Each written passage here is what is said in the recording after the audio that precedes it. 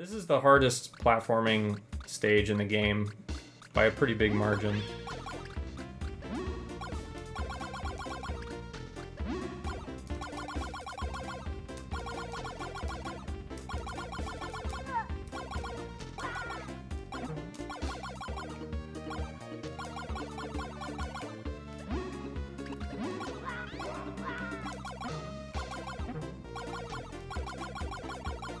Dang. Did I make a save state? Yeah, I did. Let's see if I can get the fastest strat on this level.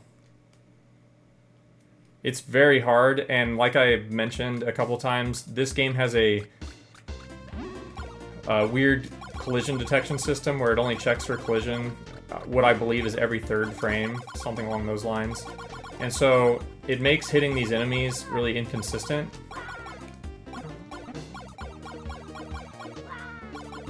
I forget how I used to do this.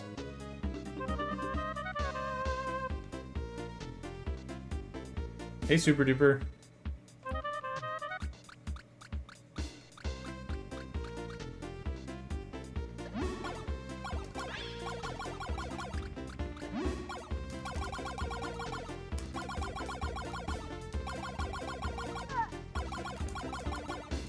I think I used to go under that cannonball. Hold on, let's try this.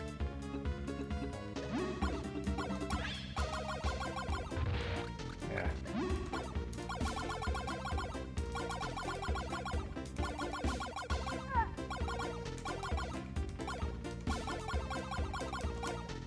I think I used to land right next to this guy, yeah. This is a newer strat that I came up with, but it saves like 10 seconds.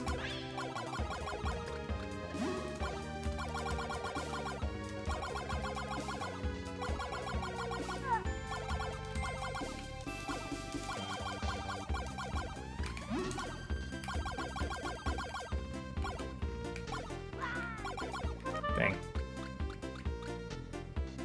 But yeah, it involves this enemy juggling.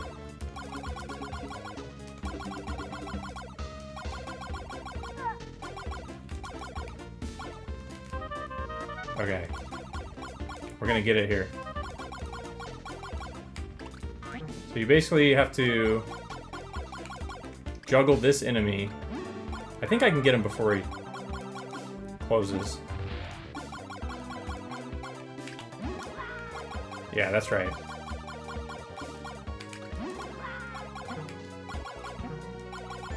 Ah.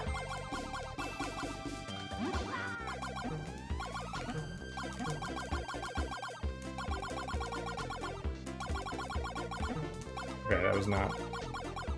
That was close.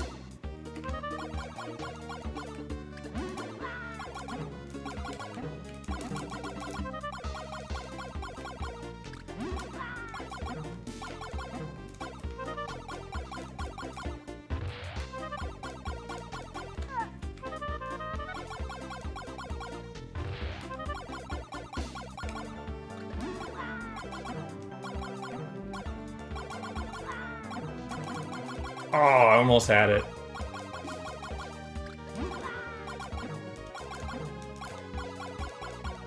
It's really finicky.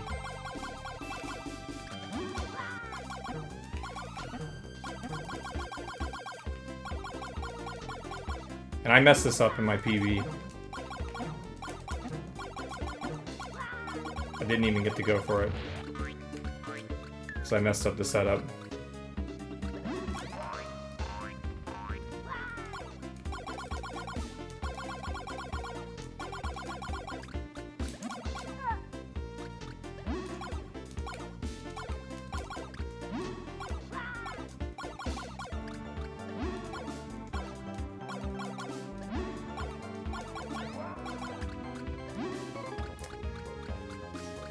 That wasn't bad.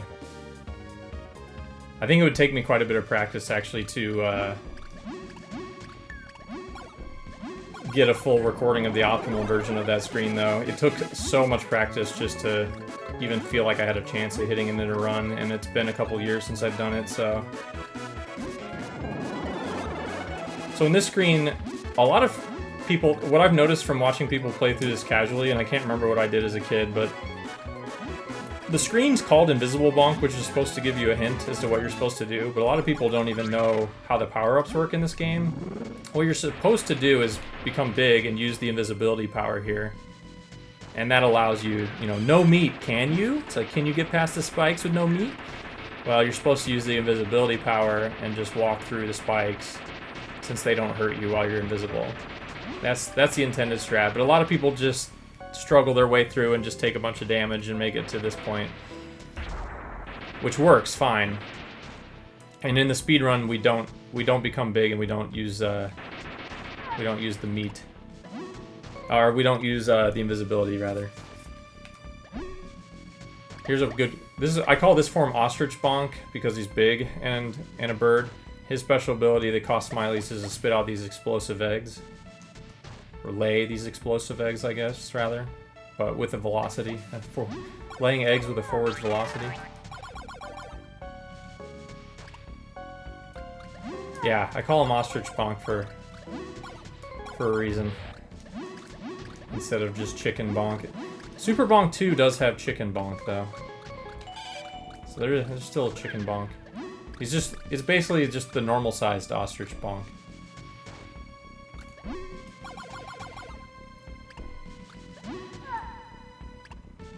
Where did I make a save state? Okay, I did make one here. I was afraid to reset it.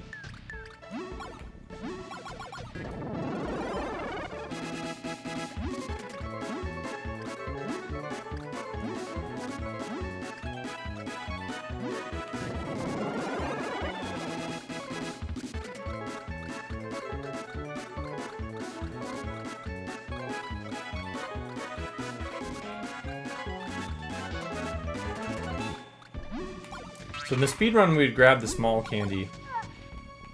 And then I usually like to ride the rage here.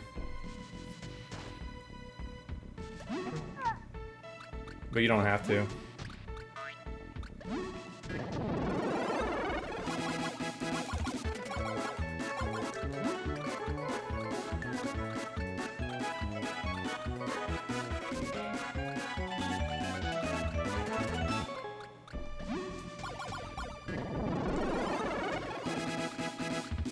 Can you? Yeah, the can you is one of my favorite things about this part of the game. Because in a speedrun context, it's not just like a, you know, they're trying to challenge you, like, can you get past these spikes? Can you do it? Can you figure out how to get past the spikes? We're not gonna put a little rage sign that tells you what to do anymore. We're gonna, you know, expect you to figure it out. But in the speedrun context, it's like you're at the end of the run and it's always like a can you close out this PB or not? Can you do it? Here they want you to get yellow candies again, clearly, but like in other places, we can just skip the yellow candies. In that case, by riding a rage and keep the small form, which makes getting through here a little faster.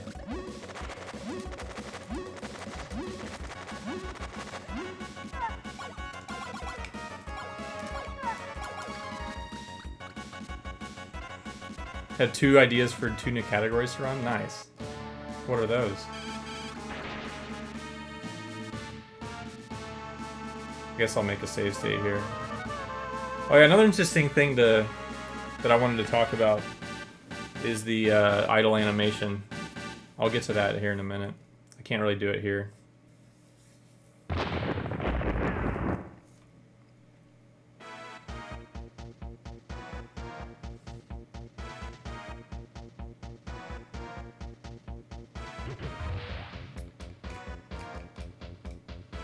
So on this screen, a lot of people, when they get here, think, you know, it's a boss battle, right? So I should be trying to figure out how to damage this boss.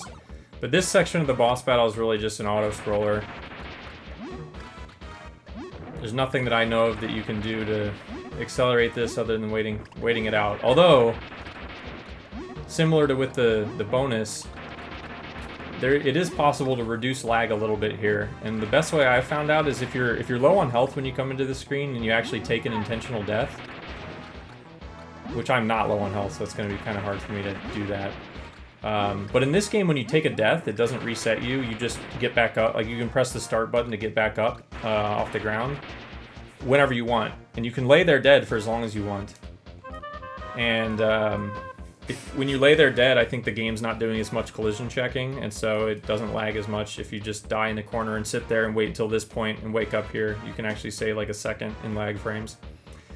Now there's a couple of interesting speedrun strats on the final boss here that I want to show off, so I'll make a save state here because they're kind of hard. The first one is on this first phase. It's possible... Well, here, I'll show the normal. So, on the final boss, the way that you're intended to fight him is you're supposed to, like, stand across from him and then wait for him to come down and then hit him on the head like that. And you basically have to do this, like, 8 times or something. And you can see it's very slow. And one of the speedrun strats, it was discovered quite a long time ago now, by Dr. Jordo, is to just stand underneath Drool, wait, and if you're underneath him instead of across from him, he'll just shoot these cannonballs down like that. Just trying to like be like, hey, get out of there. But if you jump up into one of these cannonballs, you can take damage and kind of boost through him. And since you're on the same side as him, he'll just keep dropping cannonballs, and you can just keep getting hits on him real quick and finish him off. So that's really cool. It saves a ton of time over fighting him the old way. But it's actually possible to do it even faster rather than waiting for those cannonballs. It's possible, just barely. Let me try and clear this sound effect. Let me let him do another sound. Okay. Alright, so it's possible, with very precise timing and a lucky collision frame rule, to actually bounce off of his claw when he first starts coming out. You can see how he's kind of oscillating up and down. You have to hit him when he's at the very bottom. Like, I might be able to do it on the second oscillation as sort of a safer alternative. I'll see if I can get it, though. Super Duper can just edit out all these failed attempts, so it doesn't matter how long it takes me. Oh, there, I almost had it. There we go. See, now he's dead basically before he could even shoot the first set of cannonballs. You can kill him very fast that way. And then when he drops into this final form, the first time you play through this casually, it appears as if he's doing a random sequence of different things here. So you can see what he can do. He can just go straight across the screen. He can jump over you. He can pause and then charge. Or he can retreat. Those are like the 4 different things he can do. And it appears as if he's sort of doing them randomly, but they are in a very set pattern, and that pattern is like 20 or so moves long, and then it will just repeat infinitely. Which is good for us speedrunners, because that way we don't have to worry about dealing with these random attacks, which would actually be a huge nuisance to deal with. Instead, we just always know that he's going to like dash at the beginning. So you can get one hit on him early like this as he exits the screen. Well, not like that. You can get an early hit on him like that.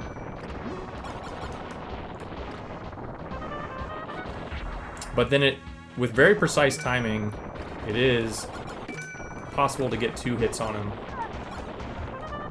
in one pass. And let me see if I can show that off.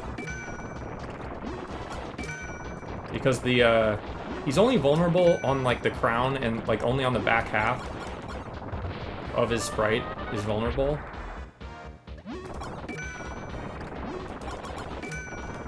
And so getting 2 hits on the crown is actually very difficult.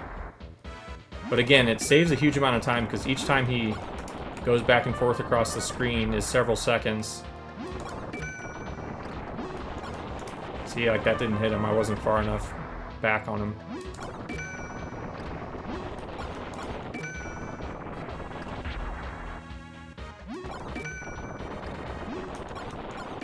Nope.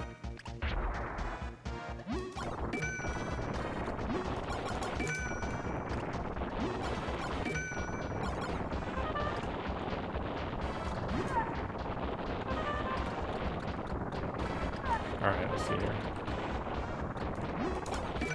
There we go. There's a double hit.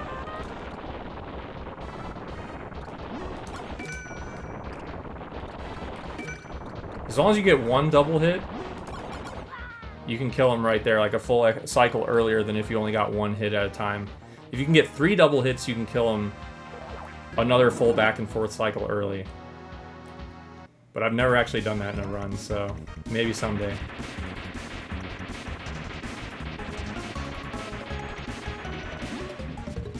Count to 20 steps if you're trying to kill him as fast as possible at the end there, and that's the end of the game, and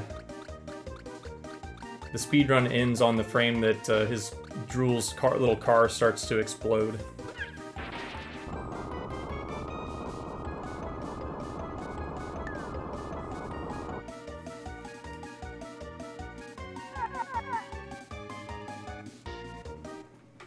Well, let's see. Thanks for the GG.